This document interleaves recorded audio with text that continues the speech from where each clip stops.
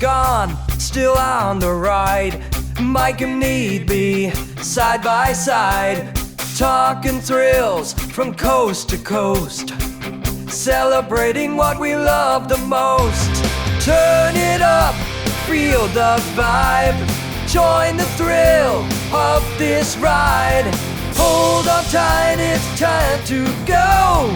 Here it is, Coaster Radio. This is your announcer, Neil Patrick Harris. Welcome to the 20th anniversary season of Coaster Radio. Here are your hosts, my close personal friends, Mike Collins and E.B. Hi, everybody, and welcome to the original theme park podcast. You are listening to Coaster Radio. My name is Mike. I'm here with my friend E.B., enjoying the summer, but getting ready to talk theme parks and thrill rides. That's right, Mike. This is the fun episode of Coaster Radio. We're back with some news here at the top of the show, but the second half of the show, you've got a trip report for us. This is the favorite, I think, of the listeners, is when you and I get into the parks. Yes, I had a chance to get to King's Dominion. It was their 50th anniversary, of course, celebrating it all summer long. So it was so great to get into the park and see some of the things that they had spruced up for the 50th anniversary, but also some things that were missing too. It was weird. I finally, because I've been to the park once before this year, but that was for the media day for Rapterra. But they brought us in the back way for that. So I didn't get to see the rest of the park. This was my first chance seeing the entire park. So I'm excited to tell you what I saw, some fun stories and, behind the scenes things, lots of fun to talk about. So I'm looking forward to that. I was seeing on social media, if you're not following us, follow us at Coaster Radio, anywhere on social media, whatever social media you've got, we're there at Coaster Radio. You were being nostalgic for a very toxic impulse, I will say. About King's Dominion. You were looking at the mushrooms and then you were like, oh, this is where Yogi Bear's cave used to be. Yeah.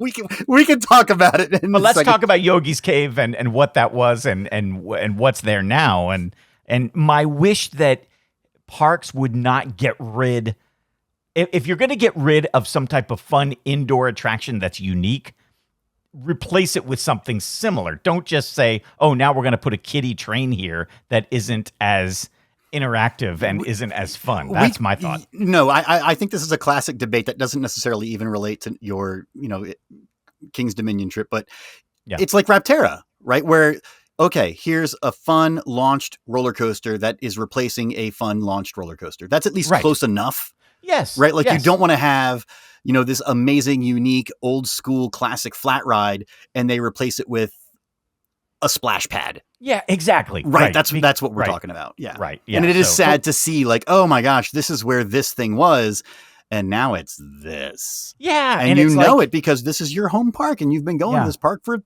30 years plus, whatever, decades. Exactly. And it's like, and you remember like, oh, that was such a cool thing. Why don't we have more things like that in today's theme park? So we'll talk about it. I'll get into that. All right. That's going to be the second half of the show. Mike's going to give a trip report, but Mike, let's start with our first drop.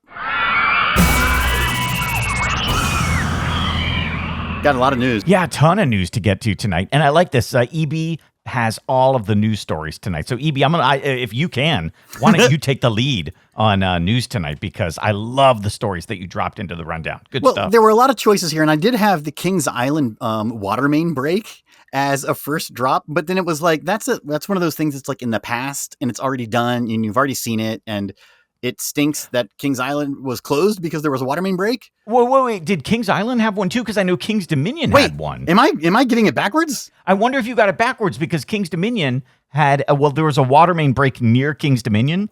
So last weekend, Saturday and Sunday, the park had to be closed because they did not have water coming into the park. So the day that I went was on a Friday, thankfully, because Saturday and Sunday. It was Kings Dominion. I said yes, Kings Dominion. I meant Kings Island. Yes. Yeah, okay. Yeah. So, but what about that? That's an interesting thing to talk about here quickly, because to lose a weekend midsummer is like a financial hit for King's Dominion. Well, and sure. I know there was on the Coaster Radio Discord. If you're not on the Coaster Radio Discord, go to patreon.com/Coaster Radio, pledge $1 or so, and you get into the Discord at any pledge level. You can join in the conversation. Lots of chatter about this, Mike. I obviously was not paying attention if it was Ohio or Virginia, but King's Dominion closed because of a water main break, and somebody on there was saying, do you get like insurance against this? Like, does the park have? Yeah. Yes, right? Like, I would assume. I would assume so, because one weekend, I mean, somebody who would know this. Assuming $1 million, right? I mean, you're talking a lot of money. How much money comes in on a Saturday in July? Many thousands of people spending $100 plus. Sure. Yeah, sure. So yeah, I'm sure that that's got to hit your bottom line. I mean, that's got to make your quarter take a hit for sure. So yeah, there's got to be something. There's got to be something when that type of things happens. But that just stinks, especially for anybody who was already planning a trip to find out. Oh no, your plans are canceled. That stinks. There were people who found out about that when they were 15 minutes from the park. And one guy said, I've come here from California. Some guy was tweeting like, if you've traveled across country. Of course. Yeah, so. And it is the kind of park that, if you are an enthusiast, you will plan a trip and travel to that park. Absolutely, you will. Yeah, with a new ride like Rapterra, sure, you might like jump in but so imagine that. So what was funny is that there was a bachelorette party who had King's Dominion t-shirts made up. No. And then they took a picture of themselves at Busch Gardens wearing the King's Dominion shirt. I love that. Okay. Supposedly, man, like Busch Gardens was super crowded because I think everybody, it's not that much farther if you're going to get to King's Dominion. I'd show up and the moose out front told me, and then I would just drive to Busch Gardens. Sure. Yeah. Absolutely. So supposedly, like or Busch Six Gardens Flags America is like, why not us? Yeah, come on. It's our last season, guys. Yeah, come on, guys. Like, there's a reason. Okay, so our real first drop actually is this. We've seen the renderings of the Universal Park that's coming into the UK. Yes. And we don't have any of the lands labeled, but we have that map. And on the map, we see what looks like Courthouse Square and what people are assuming is a Back to the Future roller coaster. So our first drop is Amusement Insider has created what they think might be the Back to the Future roller coaster. It is an off-ride rendering and a POV.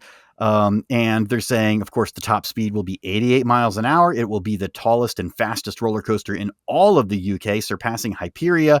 Of course, the park isn't opening until 2031, but everybody's getting really excited about this. Mike, I've got thoughts not only about Back to the Future as a roller coaster, but also Back to the Future as a brand. But I'll let you go first. How do you feel about this? Did you watch this video? I watched it, and even before it became our first drop tonight, I watched it before I left work today because I saw it. And I like what Amusement Insider does. I like their renderings of rides. They've even given us renderings of rides that haven't come to fruition. I remember at Busch Gardens Williamsburg, there was Drakenspeyer. I remember that, the big launched roller coaster that was going to be out, I guess, where Big Bad Wolf Returns is right now. That never came to be, but it was cool seeing that. I like what they've done putting together this roller coaster. They're saying that it's based upon artwork. It's based upon the plans that are out there right now. As a roller coaster, I think this is really cool. There's like a launch forwards, an entire backwards section, 2 track switches from what I see. I would love to see this as a roller coaster somewhere. To me, when I saw it, I was like, what does this have to do with Back to the Future, though? The DeLorean does not like fly around like that and do aerial maneuvers and stuff. It's like, it doesn't belong. It doesn't fit at all.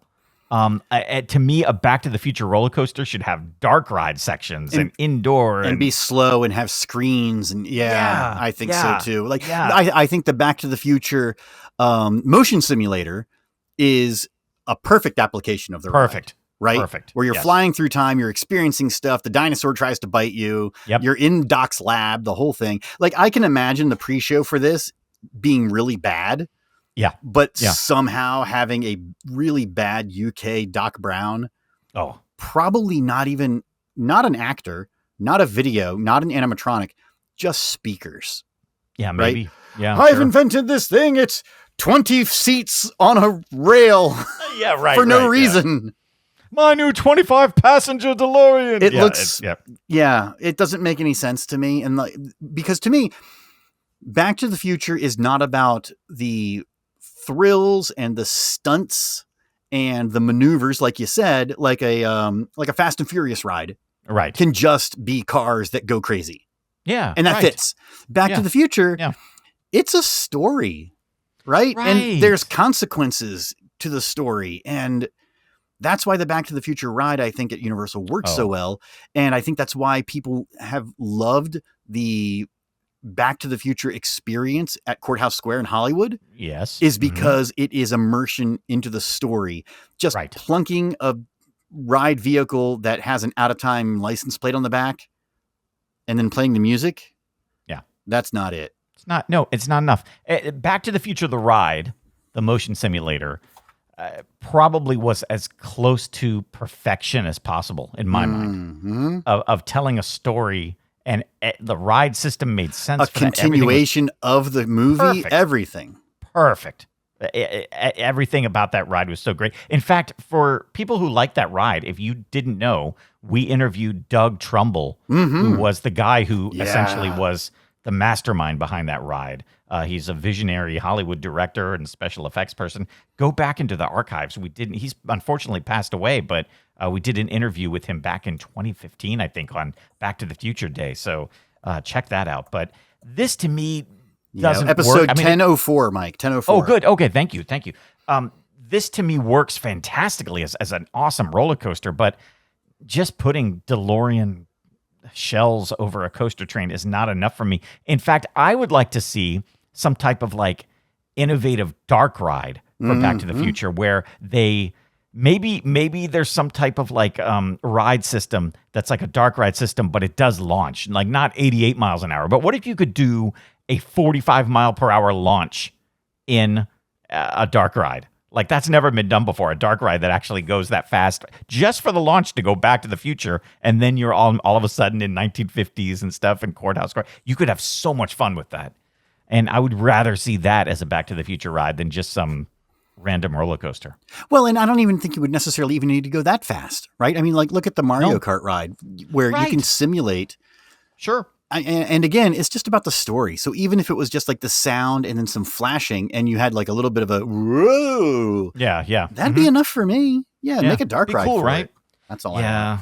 Yeah, I mean, and they'll probably do this or anyway. A better motion simulator. Yeah, right. Right? Like you could imagine if you recreated the Back to the Future motion simulator ride like Harry Potter.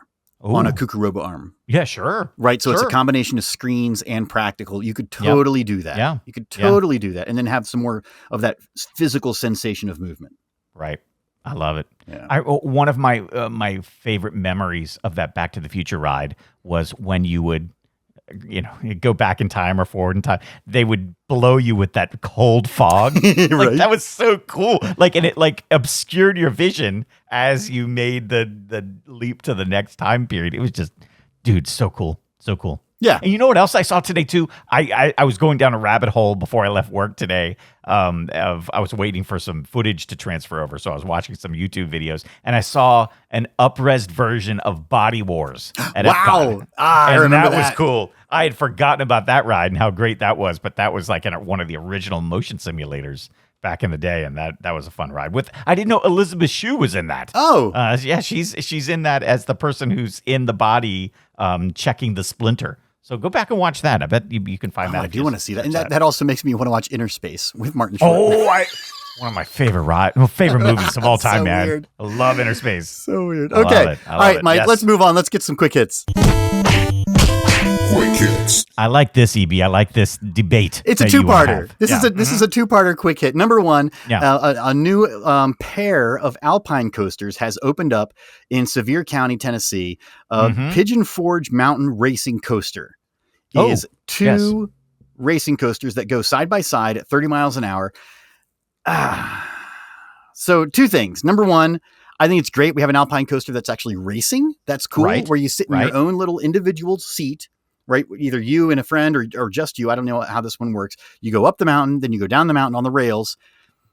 But now you're next to somebody and you're actually racing. That's cool. I like that. That's good. Yes. Mm-hmm. But two things. Number one, if it's got automatic brakes that are regulating your speed, like so many of these alpine coasters or mountain coasters, whatever you want to call them, if it's got those automatic brakes that slow you down if you don't use the handbrake, then what's the point? Because you're not actually racing. Yeah, I know. It's just, that's the thing. Yeah, you're locked in on a speed because it won't let you go too fast. It's just going to do what it's going to do. Yeah. And then my second thing is, and we don't have to dwell on this before we go to the next quick hit. The next thing is, I don't like the debate about is this a roller coaster or not, because Mike, it's not a roller coaster. I don't think it is either. I keep my count on coastercount.com. I think that's the name of the website. Mm-hmm. And I saw as I was going through that it gave me the option to put, you can choose whatever that Pigeon Forge Alpine coaster. Goats as a on the roller Roof. Coaster. That's the Goats one on the Roof. we rode that's together. Another one. Yeah. And so it says this is a roller coaster. Is it in RCDB? I don't know. I guess it is there too. I just don't feel like that should be counted. I know it's like it's rolls, it's on a track and all that stuff. It's not. It's a different experience. No, there's plenty of gravity driven things that roll on a track. Yeah. And this is one of those things. Right. And it's not a roller coaster. No. Anyway, so we can move on from that. That's just my thing. I'm happy to see one racing. I want one that has no brakes. Yes. Right. I don't want to. You always see those videos on YouTube of people slamming into the back of others. Well, I don't mind if they have some sort of like anti-collision. Yes, there you go. That's fine. I just don't like it. Like I remember, was it Goats on the Roof where it was like, I'm going to go down this thing and I'm not going to touch the handbrake, and then you go past a sensor and it's like, yes, slows you down. Slows you down. It's like, whoa! It's because that's like hitting the brake run on the back end of the Voyage, and people know what I'm talking about. Yeah. It's like, oh man, that was going to be so good, but you ruined it. If the person in front of you is a scaredy cat and is going down at like 1 mile per hour, then the anti-collision thing kicks in, and you really do just like, and that ruins your ride. They should have. I like it, like if they had two tracks, like one for people who are going to go very slowly and are scared, and others who maybe it doesn't have a brake, and it's just like you got to go. If you ride on this track, you do not brake. And we will take the brakes off. Yeah, That's no brake. Yeah, just take it off. Just don't even have it. Take it off. Yeah, I like that. That's good. Okay, cool. Yeah. All right, this is another one that's kind of upsetting for people. Is Alpen Fury up at Canada's Wonderland has been delayed. I guess they were going to open this roller coaster. They had announced it. It was opening next week. But now they've said, no, they're not going to be opening it. And they did not even say when they're going to open it. Yeah. They just said, what did this say? Grace Peacock at Wonderland said, we determined some additional time is needed to complete testing and commissioning. We hope to have an opening date soon, and we'll share that on social media channels when available. So it was supposed to open for media on July 3rd and then open to the public shortly after. But no, it's not. It could be so many things. Sure, it could be anything. This is a big roller coaster. It's a launch roller coaster. Yeah. It might be the sensors for all we know, like they're trying to get the sensors just right so they can track where the trains are. I mean, it could be the lockers. Who knows? Who knows what it could be? But it's a beautiful coaster. I'd rather them get it right so that when it does open, it's reliable and opens every day and doesn't have extended downtime. So this is fine by me. This is why you don't schedule a trip to a new roller coaster until it's been opening for a while. Until you're sure. Yeah, no, but this thing is so cool. It's a Premier Rides coaster. It's 70 plus miles an hour. Goes through the mountain. I think we've been talking about this. Goes through the mountain, launches out the top of the fireball. Looks so good. Looks so good. And I'm so annoyed. I went to Canada's Wonderland last summer. Oh man. 1 year I'm away. not going to go back to Canada's Wonderland. No. I know we're going to talk about Siren's Curse here in a minute, so I will save what I want to say now. But I like Alpen Fury a lot. And let's talk about it in a second when we bring up Siren's Curse. Well, let's do that now. Let's talk about Siren's Curse because it is opening this week. We've seen media previews, staff previews, people on the ride. I've been seeing some video with fake screams laid over it. Who did that? I don't know, but I guess I've been mostly seeing these on TikTok where it's like, look at this. And you'll see the people on the ride and they'll have their hands up and they'll do the tilt and they're screaming. But as a coaster enthusiast who knows what ride videos sound like, it's like canned screams, which is really weird. Why are people doing that? Is it from the park or is it from? No, it sounds like it's just like soundeffects.com is what it sounds like. I don't know. But this is great. This is Siren's Curse. it looks great from the midway. I've seen video from the midway, and I've seen video from the ride itself. This looks like it's doing exactly what everybody thought it was going to do. Yeah. Yeah, it's going to be fun, and it's going to be one of those things that when it does open and the ride videos really start, getting out there on social media, I mean, people are going to be talking about it everywhere because it is shocking. And this is such a Cedar Point roller coaster to have. Cedar Point always has these like outrageous roller coasters, breaking records. This doesn't break records, but it breaks the norm. It's a tilt coaster. That's the record of what a roller coaster is. But what I was going to say is, I mean, yes, this roller coaster is going to turn heads for sure. Mm-hmm. I don't think it's anywhere close to the best roller coaster debuting this year, though. No. I think it's a fun gimmick, and congrats. That's it. But that's it. I mean, I think Alpenfury, I think you have to either talk between Alpenfury or the Epic Universe roller coaster. I called it Starfall Racers, but it's Stardust, right? Stardust Racers. I thought it was the flip flop. I thought it was Starfall. I don't know what it is because somebody sued them. Because somebody sued somebody. Yeah. So let's get it right once and for all. I want to, because I think it's Stardust. Right, Google it. Okay. Hang on. I think Stardust Racers. I want to make sure that we get this correct. Yeah, Stardust Racers. Stardust Racers. Yeah. So I think it's the worst name.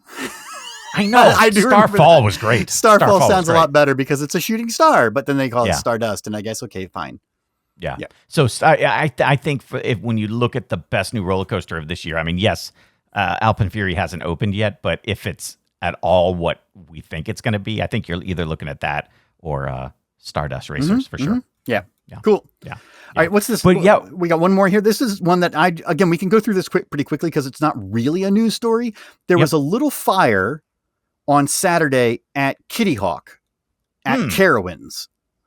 That's their Vekoma family suspended coaster, right? Yes, this is the same as like the Snoopy roller coaster at Kings Island or whatever. Yep. And there was a fire, but the ride was not open at the time. It was like 12 noon on Saturday, and park personnel put the fire out. And the cause of the fire is under investigation.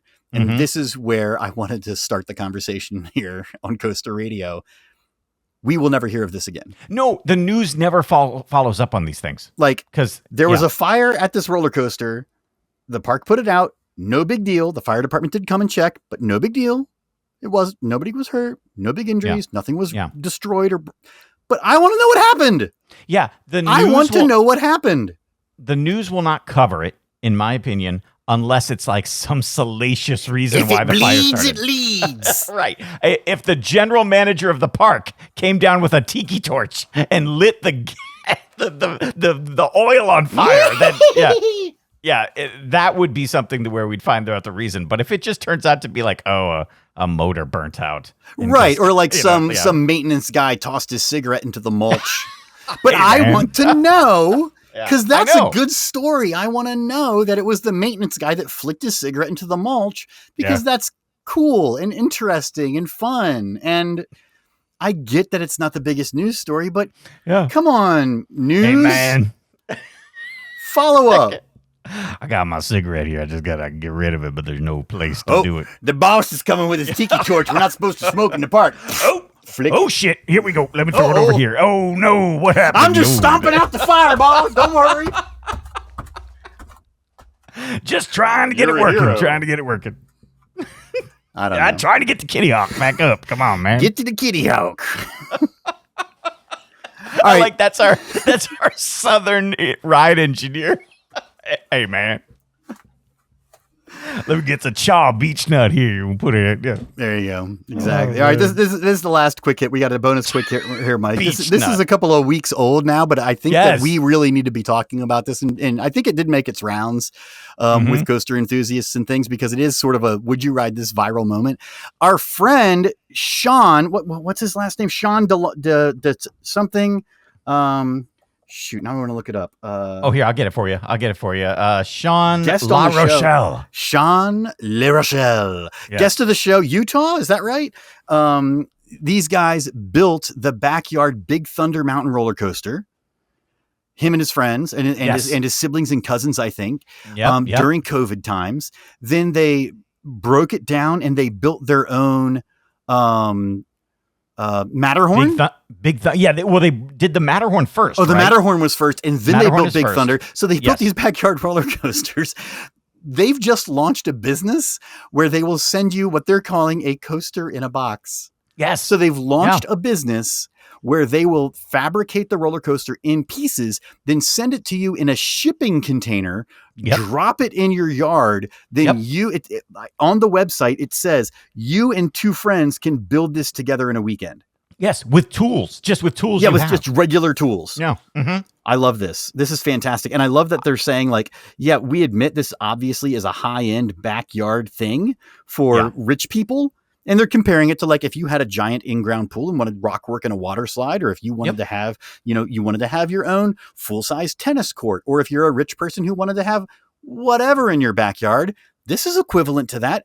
They call it, the smallest one is like $100 and some $1,000, and then the biggest one is something like $250. Wow.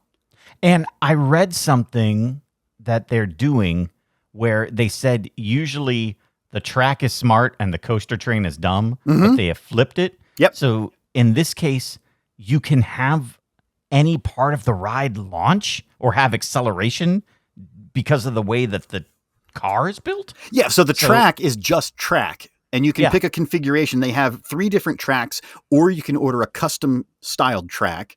And it's essentially, imagine a kiddie coaster track with a small footprint. Yeah. But then it's a powered roller coaster car, and it's a 1 or 2 seater car, and it's powered but programmable, like you're saying, Mike.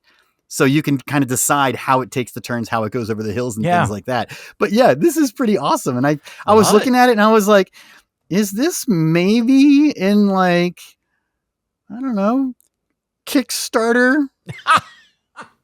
Yes, the realm of a Kickstarter for Coaster Radio? Yeah. I mean, you could get the small one. So what? The small one would be $110,000. Would you get a single-seater seat or a double-seater? A double-seater would be wonderful. I feel like maybe that's a stretch goal on our Kickstarter, but then you put it in my backyard, and any coaster enthusiast or anybody from Coaster Radio just lets me know when they're coming over, and I, leave the key out for you.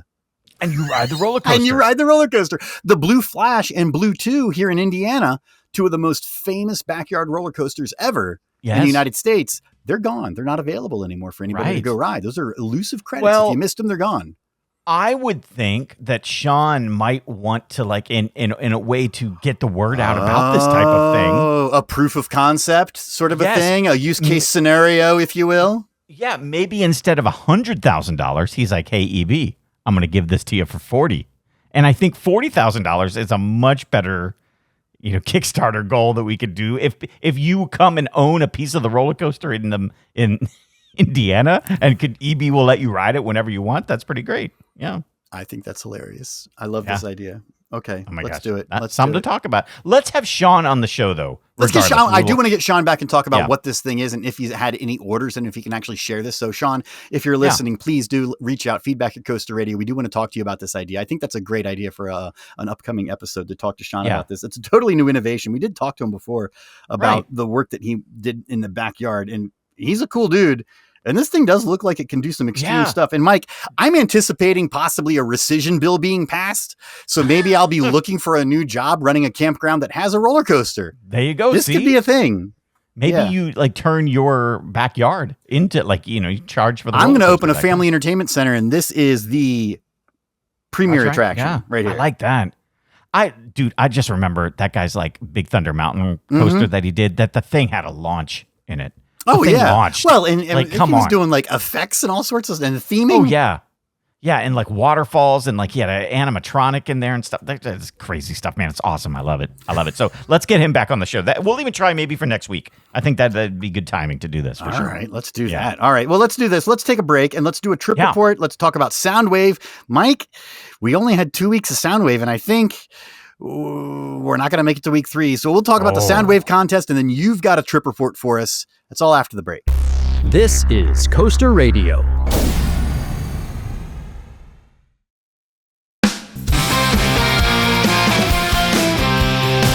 Welcome back to the 20th anniversary season of Coaster Radio.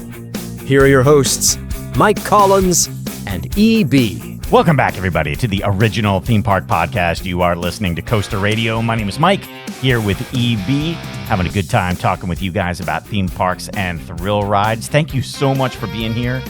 Thank you guys also for everybody who is sending in trip reports, everybody who's writing in. A lot of people out there, EB, having a good time here in the summer of 2025. That's right, Mike. And this is so much fun because we've got some interactivity right now from our friends out there. A trip report from California's Great America, a park that somebody was telling us, I think it was Brian, longtime listener Brian, was telling us the news out in California was this park is not long for this world. They announced a while ago that it had the 10-year lease was running out, but now the big rumor in California is that California's Great America might be closing 2 or 3 years early. Right. Not this season, but maybe at the end of next season. Oh, boy. Yeah, so we're not going to get very many of these. This has been on my list of parks to get out to, especially since we found out it's closing. Gold Rusher and all other rides that are out there. But we got a trip report from somebody. I know. So maybe they'll sell us on the idea of, getting a meetup in California before this park closes. Yeah, let's take a listen. Hey, Mike and EB. This is Nick from Cincinnati, not the sweatshirt guy, but the other guy. Mm-hmm. I'm here at California's Great America. It's a balmy 74 degrees, not a cloud in the sky. It's been a great day. Most rides have been a walk-on.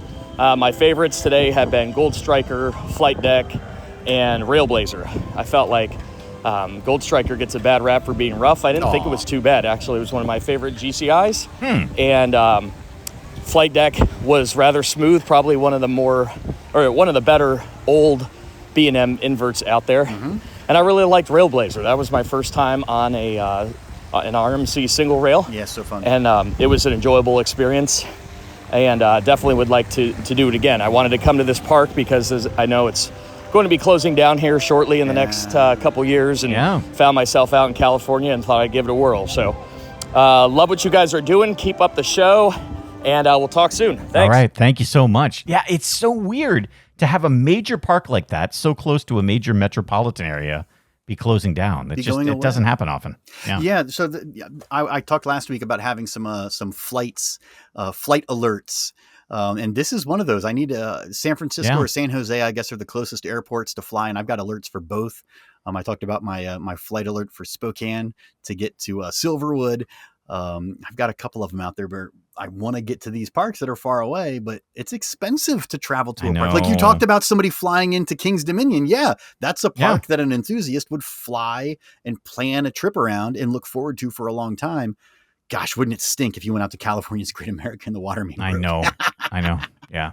And the hard thing about these parks closing is that you don't know if you'll ever get a chance to ride the rides that are there again, because it's not necessarily a shoe-in that parks will move the ride. Oh, no. And some of them are unique. No. I mean, every park has something special. And so I'm sure that there's something special that's unique to Great America. Like we're talking about the Six Flags America in DC, right? Yeah. And the Wild One, the oldest roller coaster in the entire Six Flags chain is going to be going away at the end of this season. Every park has something special. So yeah. And there's no talk of it right now. I mean, I would think we'd be hearing rumblings now that somebody wanted to buy it and move it. That's not going to happen. We're hearing nothing about it, so it's going to be gone, man. Yeah. So, bummer.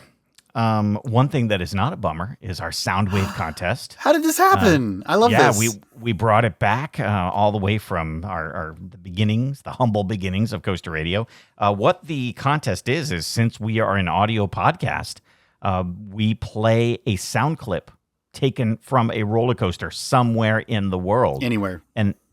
Yeah. And people have to listen to it and then try to guess what it is. But if they don't guess it the first week, the next week we add a clue, but also add a prize to the prize pack. And what do we have now right now, EB? What are because this would be week 3, but we have 2 prizes that we added, the right? The prizes stack up and the clues stack up. So we only did 2. And my spoiler alert, we did get a winner this week. Yes, but the prizes, we did, yes. So week 1 prize was the Coaster Radio coasters that have the Coaster Radio Tiki Takeover, brought to you by BG Reynolds.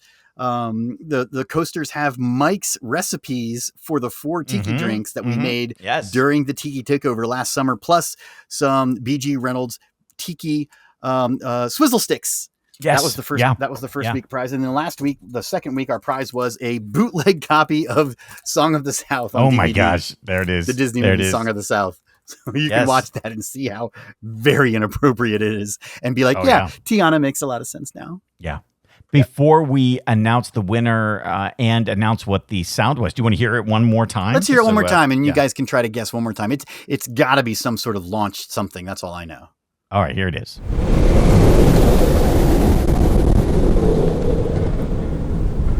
It's got that. Yeah. That sound right there. It comes back, and there's the squeal, Yeah. and then you hear it in the distance. Listen one more Yeah. time. Here it comes. Yeah, Yeah. there it is. So a lot of people guessing, is it a Premier Skyrocket 2? Sure. And that's what it was. But a lot of people guessing all the different ones. Only one person guessed correctly that it was Tempesto at Busch Gardens, Williamsburg. Nice. Okay, good. That is what it was. And Mark Rosenwig is the only person. Like, so many people guessed all these other ones. Superman out at in California, the one down in Busch Gardens, Tampa, all these other ones all around the world, but only one guessed for Tempesto.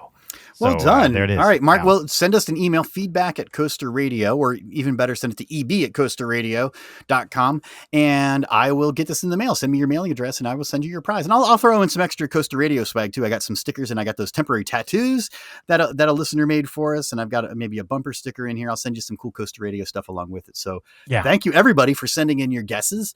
Soundwave will come back. We'll do this again. It's a fun contest I think people enjoy. But, Mark, yeah, send us an email with your address, eb@coasterradio.com. Yeah. And thanks to everybody who sent stuff in. It was fun to see all the different guesses. People getting pretty close, which was pretty awesome. Yeah, good stuff. All right, let's move on, Mike. I want to hear your trip Yes. report. You made it to King's Dominion. Yes. This was a non-Coaster Radio trip. Was this a big family trip? This was something that I've been doing this is the second year I've done it, where it's just me and my two daughters. Nice. And I try to do it right around Father's Day, but didn't get to do it Father's Day weekend. So did it this weekend. So it's a little scary when you are alone with a soon-to-be 3-year-old and Outnumbered. a 6-year-old. Yes, you're very outnumbered. Outnumbered, just one parent for 2 kids. Yes. Yeah. And it's a lot because they're both able to run around, and so you have to keep a close eye on them. And I didn't realize how difficult it is to do this because, especially as a dad of 2 girls, you're like, what do I do when I have to go to the bathroom? Like, I get to drag them into the bathroom. You got a decision to with me. make, right? Do you seek Yeah. out that family bathroom, or you're like, Yep. do I send them in alone? Or do I Yes. take them in with a boy? Oh, yeah. I know what you're talking about. Ugh. Yeah. The great thing about King's Dominion, and I say the King's Dominion does this better than most parks I've seen, there are family bathrooms everywhere, but they also have this place in Planet Snoopy where you can go. It's kind of like a child care center. Where Oh, it's all the family rest Yes. zone or whatever it's called. Yes. Oh, what's it And called? they have bathrooms in there and places to change diapers and even places to just go and let the kids like get out of the heat and go play with some and toys. air for a conditioning while. and a comfortable place for the parents to sit and charge their Yeah. phones. Yes. Yeah, Oh, here it and is. The Fisher Homes Family Care is what it's called at Kings Yes. Island. Is Yep, that what it that's is at right. Kings Dominion too? I think it's something different. Okay. I'm not even sure if it's sponsored or not, but yeah, more parks need to do that because I've been to parks where there's nothing like the that. Planet It's like, Snoopy Family Care Center is what it is at Yes. Kings Dominion. But the one at Kings Island is like a beautiful house in the suburbs. Is Yeah. what it looks like. and the one at King's Dominion is too. It's just so nice and it fits perfectly into Planet Snoopy. It's like well themed and right in the middle of. Oh, I'm all looking the at it rides right now. and No, stuff. this one is even cuter. This one looks like Yeah. it's a cartoon house, like Bluey would live there. Right, yeah. It's so great. And they always have like the nicest people inside who are ready to help and just really good stuff. That's So such the best thing about appreciate going that. with little kids that you can just be like, my tiny child is helpless, please. Oh, have a Yes. water and a granola bar. And Yes. please, would you like to Yes. take a nap on the couch? Yes. Yeah. I was thinking that there's going to be a point where I'm not allowed in there anymore, Yep. because again, I just like When the your little kids break. age out, you go in there with like a 13-year-old, like, whatever, Yeah. what are you doing? Yeah, Get out of here. Get out of here. Get out of here. You don't It's belong like you're here, not a so. pathetic dad anymore with a 3-year-old daughter. I know. So King's Dominion to me has improved so much Mm-hmm. over the last 20 years. I think even over the Paramount days where there was a point where going to King's Dominion was not fun. That is no longer the case. They have really done a fantastic job. From the moment that you come into the park, the people who work there are great. I only had a few instances of some cast members who were maybe not so happy. Like, and I'll tell you, the one place we went to the Jukebox Diner to go get hamburgers, and so I remember being told by the girl's mom, like, "Hey, you guys have to make sure they try to eat something healthy." So I'm looking up at the board and I see fruit salad. And so like I grabbed, a hamburger and a hot dog for the kids. And so I went to the girl, and I guess she was a foreign exchange student, maybe from China. And so I said, "Could I get a fruit salad?" And she kind of stared at me like, "What? Huh? Nobody. What are you talking about?" Ever since she worked there, nobody's ever ordered nobody's the ordered a fruit salad at the Jukebox Diner. Yeah. So I said, "Oh, see, it's up there, the fourth thing from the bottom, fruit salad." So she goes, "All right, let me go check." And she turns around, and you know how you can like see into the kitchen and you see all the staff working there? Well, obviously, I guess there's whoever maybe was the manager. And so she was trying to explain to him, this guy wants fruit salad. And I saw the girl look at me, look back at her, and roll her eyes. Like, oh, come on. This guy. Come on. This guy wants fruit salad. So I saw her do that, and I laughed because it was so funny. The eye roll was so overly dramatic that I laughed, and I was like, "Please don't worry about the fruit salad. I'm good. I don't need the fruit salad. I'm good with that." That was the only, and that's not even a negative interaction. If that's your biggest complaint about your day at King's Dominion, that's pretty good. It's a good day. It's a good day. Here's something I like that they did, EB. So I had not bought my season pass to King's Dominion until the night before going. I did the math, and I was trying to see, because like parking at King's Dominion is like $35. Okay. And tickets are $60. So I did all the math of like what a season pass would cost. And it turns out that like I'd be paying $20 more for the season pass. Plus, it came with a special deal going all the way through July 10th that you get unlimited drinks for the entire year at King's Dominion. So I was like, wait, even that would add up during my day at King's Dominion if I don't have to keep buying drinks. So I went ahead and pulled the trigger because it comes with Haunt as well. So I was like, wait, for 20 extra bucks, if I can go to Halloween Haunt, that's worth it to me. So I went ahead and did that. The other great thing that they do is for kids under 5 are free with like a pre-K pass. Oh, yes.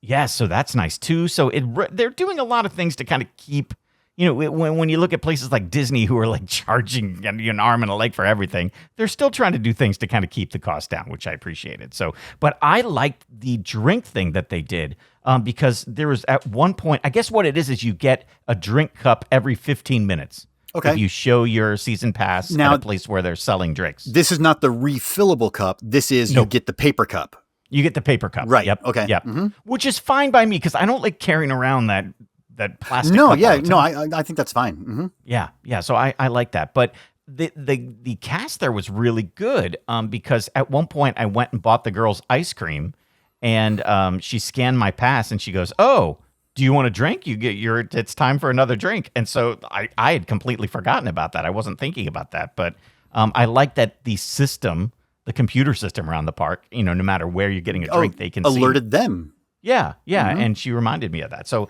I like that. That was really good. There were some changes that I hadn't seen. For instance, Berserker, the big swinging ship. Yes. That was on International Street is completely gone. It's gone now, yeah. And when you stand there and look at the spot where it was, it's hard to imagine that it was ever there because it seems like such a small space. But I guess because Dominator just there behind it is so huge that you kind of wonder, what are they going to do there? Did they get rid of like the decking and the queue line and everything? Yes, everything's gone. All that's there now is just grass. Wow. They put some grass there. There's nothing. You would never know that it was there.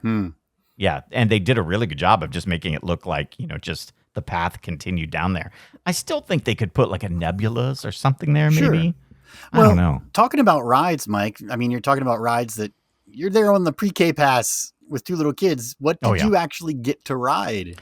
This is the bummer of my days these days. And How dare I you? remember, How dare yeah, you? Your daughters know. will be listening to this in years to come, like, oh, I didn't know he was so miserable. No, I love it. It's so much fun. Okay. But I Okay. think about it often for the Coaster Radio audience because I'm like, I should get on, Don't be like I would- that dad at Cedar Point where he left the kids on the midway to go yes, ride the yes, roller coaster. Yes, You're remember fine. him? We appreciate you taking the girls. Yes. It's fine. The only roller coaster I rode was the Great Pumpkin coaster, EB. I There's rode that nothing with wrong with riding the yeah, Great Pumpkin roller coaster. And hey, and there are listeners out there who are probably jealous of that, wishing they could ride the Great Pumpkin coaster for the credit. That's right. There you go. Good job. The most thrilling thing I did was Lucy's tugboat, which is one of those big spinning boats that goes up and down. That's the half actually pipe. pretty thrilling. I do like those It little is. miniature tugboats. I mean, that's like Yes. kind of like a disco. Rock and tug is what you see. Yes. It, like the generic name for it. Yeah. Those are fun. It's like the wacky taxi or the bus that Yes, goes right. around. That's really thrilling too. That's for a pretty kiddie good too. ride. That's another one. So yeah, the girls have so much fun going all that stuff, and I love it too. And for me, it's kind of fun because these are the exact rides that I rode when I was a kid. A lot of them. Now, does Emma including- see the big rides and want to get on them? Like, is she waiting and measuring herself? No, she often says "Oh, I think I'll ride that when I'm 18." Like she's like, I'm not getting on any of those, even though. And sometimes I This tell is her really more of an adult experience. yeah, because right now she's over 48 inches already. So Okay, she she could could get on some stuff. Yeah, all the stuff, but she does not want to. She's so happy to be far away All from right, those be a little things, kid. But you were talking about some of the kiddie rides that you remember. Yeah. I mean, that's what's so good. And I know we talked about Yogi's Cave at the top of the show. And you can see where Yogi's Cave used to be. And for those of you who don't know, it was a walk-through attraction where you would walk up to it. There was this big cave with an animatronic Yogi Bear outside. In the full-on Hanna-Barbera yes, King's Dominion, King's Island days. Yeah. that's right. Yeah, and I think Yogi's Cave was there till 1997. So it's not gone it wasn't like a 70s attraction. No, It's it's gone. stuck around. Yeah. Yeah, and what was great about it, it was air conditioned. So you'd go inside the cave, and at first there would be this kind of maze that you'd go through with all these jewels in the wall, and then you would go down. Like they had on Yogi Yes. Bear. Yes, I know. I don't know what that was all about. Right. Okay. Yeah, and then you'd go down, and there'd be characters from Yogi Bear cartoons that you'd go through. But the neatest part is you would get to the end, and it would be like a funhouse style attraction where the floor was slanted. And so you would walk and you would be walking upright, but everything was slanted. And so it was like one of those things that you'd see. What are some of those roadside attractions, EB, that you go like a through mystery sometimes? spot, optical Yes. illusion sort of a thing. Yes. Yeah. Yeah, and that was the best part about it because they played all this weird music and it was very trippy and Again, like Yogi Bear. yes, exactly. Yeah, it was like Ranger Smith's cabin or something like that. But I missed that, and not that I need a Yogi's Cave exactly, but it was fun to do something different and to take a break from rides and to do something that was indoors for a second. Immersive at your own pace. Yes. And just yeah. experience it, not a ride you have to queue up for, not a roller coaster. Yeah. Yeah. When a park has a mix of experiences, well, and especially somebody like you who's going with their girls that can't do everything, you got to provide a good balance between. Right. Yeah. Right. And so the ride that's there now is just this simple train from Zamperla. Off the It's shelf. just off the kiddie shelf. ride. Yeah. Yeah, nothing, no theming. It just goes around. And not a train that's like traveling around the park or even traveling around the kiddie land. We're talking about a train that goes in an oval the size of your living room. That's it. And what's funny is that the land that it's on is just flat. It's exactly where the cave used to be. You could just see that it was there. And I was sitting there looking at it while the girls were riding another ride. I was like, why don't they rip this train out and put in a cave attraction? That would be really fun. People would really get into that. Especially people who have been coming to the park for years. They would be like, hey, this is a cool throwback. But also you could do it Snoopy themed or even not. Make your own IP, just some type of thing that's in there. I don't know. Snoopy going into the Jewel Cave. Yeah, like sure, he why does. Not? Yeah, exactly. Yeah, or a Red Baron. I don't know. But do absolutely, something. absolutely, and that's the sort of thing that you would think would be something that would be pretty straightforward and easy to do in house. right? Like you could get your staff kind of jazzed and excited about it and Right. want to do, like, you could like pitch it as an Eagle Scout project and have some kids come make that thing. I don't know. Yeah. And then set it up in a way to where it's great for whatever the 9 months of the year that you're doing it. But then at Halloween time, make that into a badass haunted house that you just like kind of retheme. Instead of Yogi Bear, it's Cocaine Bear. Yes, exactly, right? Right. And then at Christmas time they don't do Winterfest anymore, so never mind. But I was going to say, you do an overlay for that too, so which is a bummer, man. What's up with the no Winterfest at King's Dominion? That's kind of a bummer too. Well, I think it's the same reason why they don't have their maintenance people just building caves. Yeah, they're right. short on cash. Yeah, that's it. That's it. So. The other thing that was great is that the Eiffel Tower is now back open, so you can ride to the top and take a look outside. So that's very cool to get a bird's eye view of the park. And yeah, man, it was a nice day. It was a nice day to kind of be there and hang out. And I really like all the things that they have at the park for the 50th. One of my favorite things is on International Street in the stores. They have ride vehicles from defunct rides.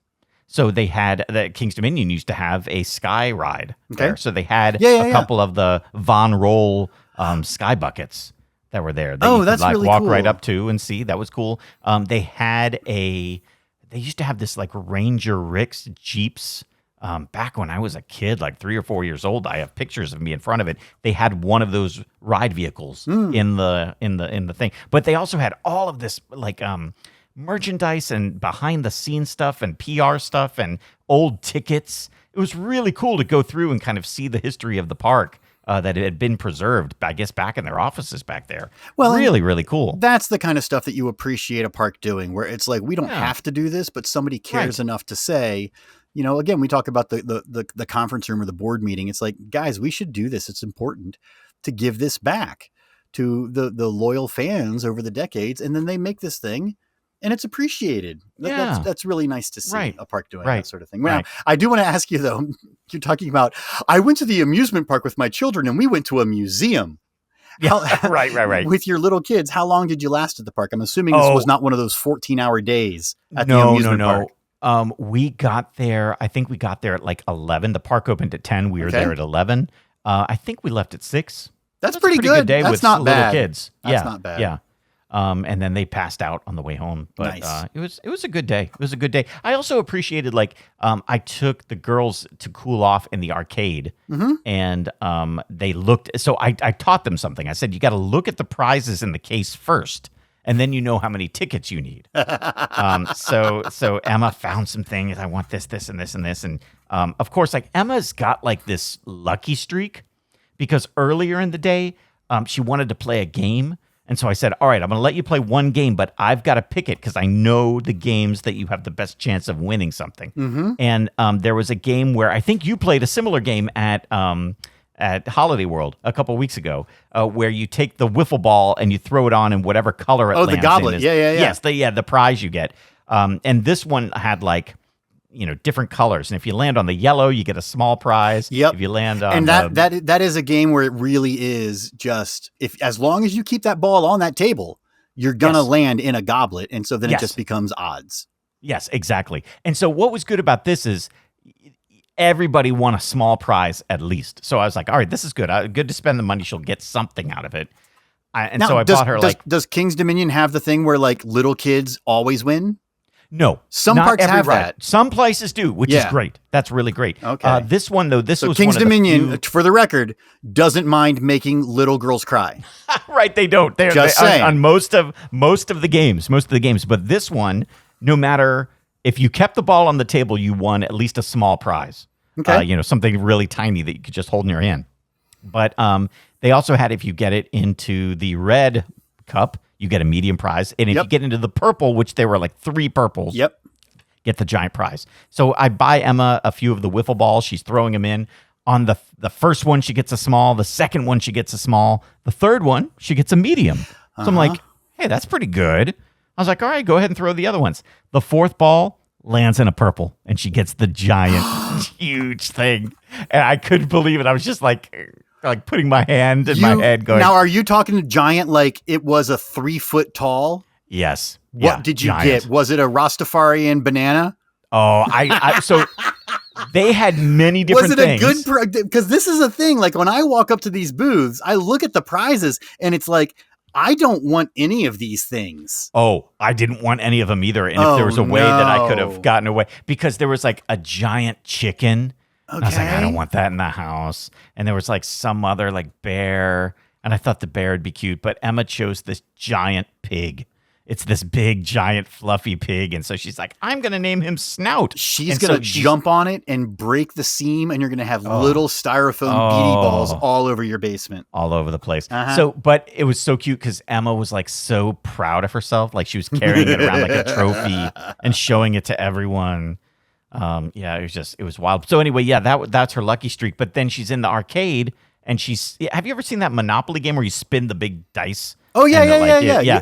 She does that and wins like 1,000 tickets there. Okay. So now all of a sudden she's like, going over. But this led me to what I was talking about originally. The guy behind the counter was super nice, and she had like enough to get the thing she wanted, but she missed it by 100. Okay. So he looked at it and he's like, "Oh, come on, just take it. Here you go. I'm gonna just give it to you." So like, it just really, really nice people working there at King's Dominion. They had, I did not have one negative experience the whole day with everybody there. In fact, it was the exact opposite. Really good. Fantastic. And King's Dominion, we were talking about a meetup, so there you go. Glowing review. Yes. See how it goes?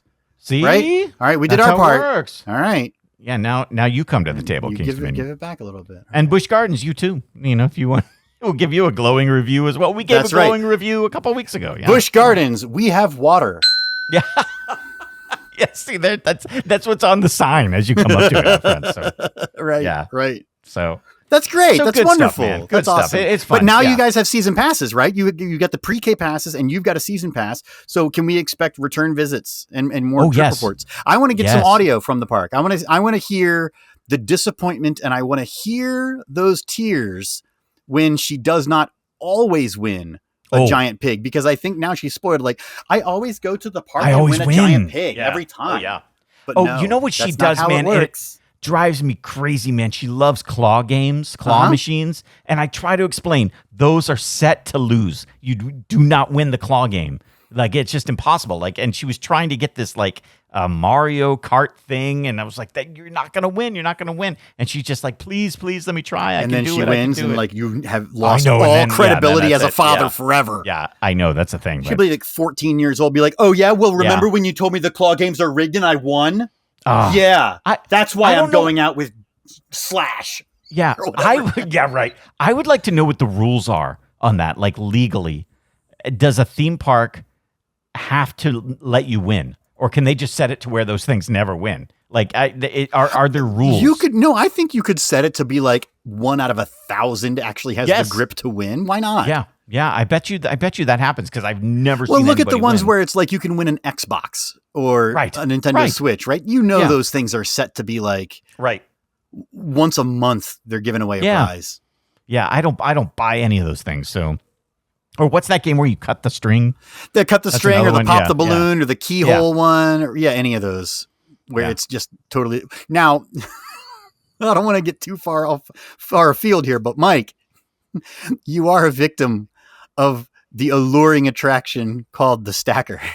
Oh, I love that. You're right. That's my weakness. You're like, Stacker, I've got skills. I can beat Stacker. It's like, Mike, it's a computer. No, it's not. I've got skills. No. This is a skills-based game. I can get to the small prize level all the time. Every time I get there. But you have to go 2 more higher, and I never get there. And I know I've seen people on YouTube show it in slow motion that it like jumps over the place you're supposed to be. Yeah, so I agree with you. It's the same thing. It's like the claw game. But that's the one that suckers you the most. I feel like and now this is going to be Emma's going to be the goblet game. She's going to be buying the bucket of 20 balls, and she's always going to miss that purple. Every time we go there My pig is lonely. I need another one. Yeah, but that's the one time she was going to hit the purple, so... But man, good times, That's great. That's awesome. Well, I'm glad you guys got season passes though, so we can. I want to hear some audio from the park. I really do, though. Yeah, and one of the things I'm going to do is I think I've got some time here coming up where I've got a couple of days where the kids are going to be busy. So I'm going to actually see if I can just like go to the park and like do the roller coasters. I think you got to go just you and Emma. She's 48 inches. There's a lot of coasters. Yeah, she's still. I think you could work on that. Yeah. You work on that and you make it happen. Right. Yeah. I've been trying to get her on Woodstock's Express, which is the old Scooby-Doo roller coaster there. So maybe you could sell it. Be like, no, we're doing a big girl trip. We're leaving the baby sister at home. And maybe like Hershey Park. Doesn't Hershey Park have like Sidewinder, which is a, aero train coaster that isn't too bad? Yeah. So we'll get it. We'll get there. You could backfire and traumatize her. She'll never ride again. Yeah, there you go. I know that could happen. So fun stuff, man. That's, and I'm liking that, you're out to the parks. The listeners are out to the parks, man. It's a good summer. People are out there having fun, Yeah, absolutely. So keep sending us your trip reports, everybody. Feedback at coasterradio.com. Record that audio in the park. You can just record it on your phone as a voice memo or whatever, or you can use the coasterradio.com app. That app is available in the Apple App Store. Yeah. Find the Coaster Radio app. You can listen to old episodes of the show. You can listen to current episodes of the show. It's automatically updated, but it's also got that handy feature to record some audio right in the parks. Yeah, I've been using the app lately just to pull up random episodes of Coaster Radio. That's fun. Mm-hmm. It's so fun because just like sometimes it'll be something that I completely forgot about, something we did on the show and stuff. So like sometimes if something I'm listening to on the radio goes to commercial, I'll just pop over to the Coaster Radio app and see what it gives me. So It's fun. So it's definitely, and it's free. It's out there right now. And Cincinnati John did a great job of putting that together with his team. So good stuff. Yeah. Thank you so much to all of our listeners who help out the show, especially those at patreon.com/Coaster Radio. You can pledge your support. You pitch in $1, $5, $10. There's perks. There's bonus content. I just sent out a bunch of old vintage postcards to people, Mike, in the Snail Mail Club, because we've just got a couple of, if you've been listening to the podcast, you've heard the mailbag, gotten some cool stuff in the mailbag lately. So I had enough postcards. I think just about everybody in the Snail Mail Club is going to get a postcard from EB here. And some of them are some weird classics. Some Geauga Lake postcards are going out there, a couple of them from Europe. So that's something to look forward to. The Snail Mail Club at the $10 level. Go to patreon.com/Coaster Radio. Check out all the levels. The Discord is available at all the levels. There's always an active conversation going on, a big community of listeners in there chatting about stuff. There's lots of different, if you don't know Discord, it breaks up into channels. So there's different things you can talk about. If you can do your trip reports, or you can just get ride advice and that sort of thing right there in the Discord. It's super fun. Patreon.com/Coaster Radio. Yes. Like you said, so many great levels there. One of my favorite things is when people post pictures of what you send them on social media. It's always fun to see that, especially the birthday. Oh, share your postcards if you get a cool postcard, because there are some really, really cool ones. I will admit, some of you are just going to get like a postcard of the voyage from Holiday World. That's fine. But some of y'all are going to get some really cool vintage ones. Yeah. Still good. Yeah. So, but one of the neat things is at the $20 level, we like to give a shout out to our friends there. Some of the great people at that level are Alex Payne, Brian Wackler, Chris Rankin, Cincinnati Nick, the sweatshirt guy, our friends at Club Z, the two bearded coaster Chris's, CM Venom, Colton Toms, Dino Grace, John Brody, John Brown, and Josh Combs. Also, Justin Padilla, Karen Lee Howard, Kevin Wilson, Kyle Kiefer, our friends at Made to Thrill, Matt Walker, Michael Foucault, Nick from Paris, Paolo de los Reyes, Rich Barber, Rick Burnley, Shane Mankiewicz, Tom from Louisville, and Zachary Carpenter. And if you have seen the fantastic new 20th anniversary coasterradio.com logo, and you're thinking, hey, I've got a project and I need a logo, here's who you need to go see. You need to go see the guy who created that. His name is Kyle Lindner. He is from Lindner Design Company. They specialize in branding, illustration, and small batch custom apparel. Find them on Instagram at Lindner_design. That's right. And speaking of small batch apparel, Mike, go to the coasterradio.com website and find the t-shirt shop, EB's t-shirt shop. There's all sorts of great Coaster Radio swag. The old logos, there's old meetup t-shirts. There's a beach towel on there, Mike. There's all kinds of stuff. And I think if you go to patreon.com/Coaster Radio and pledge your support, I think I'm going to be sending some people, maybe the Birthday Club folks, maybe some Snail Mail Club folks. I just got some sweet Coaster Radio tote bags. Oh, nice. I'm going to start sending out to people soon. So that's going to be cool for stuff, those select few. I think it's Birthday Club for people. You're going to get that. Yeah. And by the way, if you have lasted this long, like a lot of people, like we talked about, we talked before we got going on the show today, we told our live look-in audience that we see on Spotify and on Apple, like there is a lot of great analytics, and they show us a line of the show that starts from the first minute all the way to the last minute. The line should look straight. That means that people are staying with you the whole time. But we see that dip 3 times during the show. The first is, of course, during the show open which people are like, I don't want to listen to that song. So they AI slop for a minute and a half. Come on. Yeah, so they take that off. It's not AI slop, Mike. It's cutting edge. That's right. It is. It is. And it's got NPH on there, you would think. But come on. Anyway, then during the commercial break, we see people skip that. But damn it, people skip this part of the show. And they bail early. And I don't understand this, because what are you doing that you're in such a hurry to get to the next podcast? Yes. Right? Like you're in your car, you still have 45 minutes before you get to your destination, or you're on your jog, you still have to run back to your car, or you're out mowing the lawn, you still got half an acre to go. Right. Just keep listening. Why are you skipping? I don't know. Like, I talk to people and they're like, oh, I listen to all of my podcasts on 1.5 speed. I was like, you must live a stressed out life. Right, I know. That sounds so upsetting that you're in a hurry to listen to podcasts. I wanted to see what that sounded like once, so I listened to our show at 1.5 speed. It drove me crazy. It was like, it made me feel like it was like too stressed out. So I do have in my phone, my voicemail is automatically set to play at 1.5 speed, which I do love, because I don't want to listen to that. I don't want to listen to it. Exactly. I don't want to. My podcast, I want to listen to it. Mike, I listen to Coaster Radio at 0.5 speed.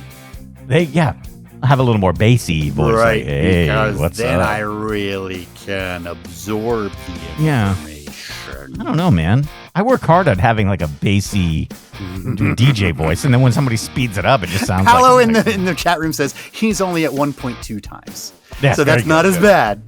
That's not as bad. That's not as bad. Good. Listen to it as intended, everyone, please. Right. So, anyway, but I appreciate if you were listening to this right now, if you've made it through, we appreciate that, and we like it that you listen all the way through, because sometimes we got good things to say at the end of the show, man. Come on. Yeah, not this week, though. Come on now. Not this. Not all right, everybody. This week it's a bunch of shit, so don't worry about See it. ya. You've been listening to Coaster Radio, the original theme park podcast. To learn more about the show and hear hundreds of episodes from the archives, visit our website at coasterradio.com. This is your announcer, Neil Patrick Harris. Thanks for listening. Peace out, suckers.